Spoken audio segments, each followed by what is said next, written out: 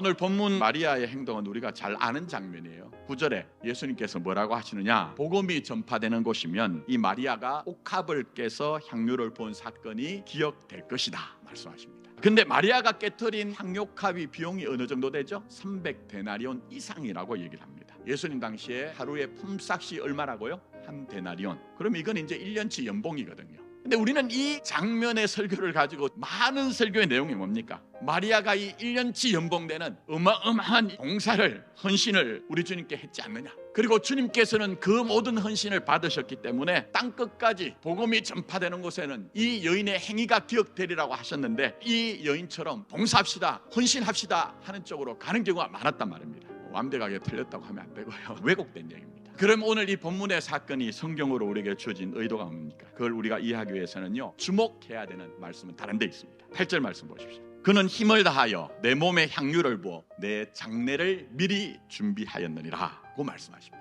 마리아의 이 300데나리온과 더하는 향유 옥합을 깨뜨린 것은 예수님의 죽으심에 대한 준비라는 거예요. 이걸 좀 결론적으로 적용을 하자면, 우리의 신앙의 궁극적인 모든 것들은 십자가에 예수님께 마음을 두는 것, 그리고 그 마음을 예수님이 받으셨잖아요. 그러니 우리 신앙은요, 예수님께 마음을 둬야 되거든요. 그게 가장 기본이죠. 그렇지 않을 때 있을 수 있는 현실을 성경이 지금 적나라하게 드러냅니다. 그게 바로 마리아와 대조되는 이어 등장하는 가룟 유다죠. 가룟 유다는 아주 계산이 빠른 사람입니다.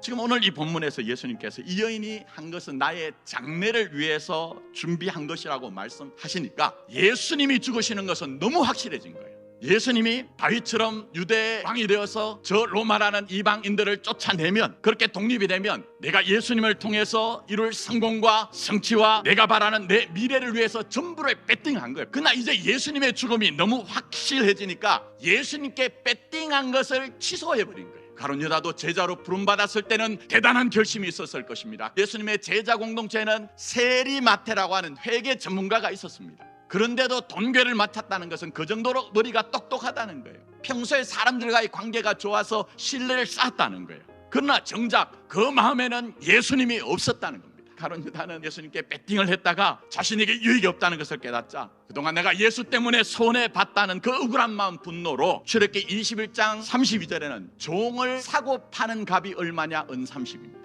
구약의 제사장들이 백성들의 죄를 담당하기 위해서 그 제사장의 직무를 할 때 그냥 하지 않습니다. 관유식이라고 합니다. 머리에 기름을 붓습니다. 그러면 마태와 마가가 여인이 머리에 기름을 붓다는 건 뭡니까?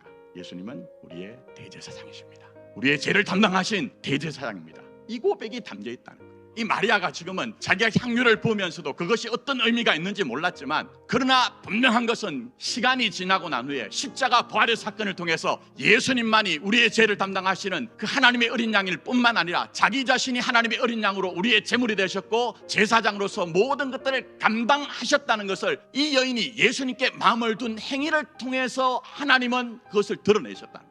마리아가 어떤 분입니까? 마르다가 바쁜데 제 동생은 왜 예수님의 무릎 앞에 앉아가지고 말씀만 듣고 있습니까? 제 동생을 좀 꾸짖어가지고 일 좀 하게 해주세요 하는 장면 나오죠. 그 하나만 봐도 이 마리아가 평소에 예수님의 말씀을 얼마나 귀담아 들었을 것인가 우리가 상상할 수 있습니다. 그렇다면 예수님께서 죽는다고 말씀하신 것이 그냥 흘러보낸 것이 아니라 정말 예수님의 죽음에 대해서 진지하게 생각했던 것이 마리아가 아닌가.